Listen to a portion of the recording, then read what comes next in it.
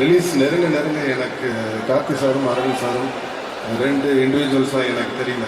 எனக்கு அது எனக்கு ஒரு இதாக தான் எனக்கு தெரியுது. ஏன்னா படத்தில் அப்படிதான் இருக்கும். ஒரு பாட்டே நாங்கள் அந்த 2 கேரக்டர்ஸோட இதில் நாங்கள் வச்சுருக்கோம். இந்த படம் எதை பற்றி பேச போகுது அப்படின்னா, வெறுப்பு, எதிர்மறை சிந்தனைகள் ரொம்ப ஒரு நடைமுறை ஆயிடுச்சு, ஒரு வழக்கம் ஆயிடுச்சு. ஸோ அது வேண்டாம், அதை விடுங்கன்னு சொன்னால் நம்மளால் விட முடியாது. ஸோ வேறு ஏதோ ஒரு விஷயத்தை வச்சு தான் அதை நகர்த்த முடியும். அது வேறு ஒன்றுமே கிடையாது. அன்புங்கிற ஒரே விஷயம் தான். இந்த படம் அதை பற்றி மட்டும்தான் பேசும். அன்புங்கிற ஒரே ஒரு விஷயத்தை பற்றி தான் பேசும்.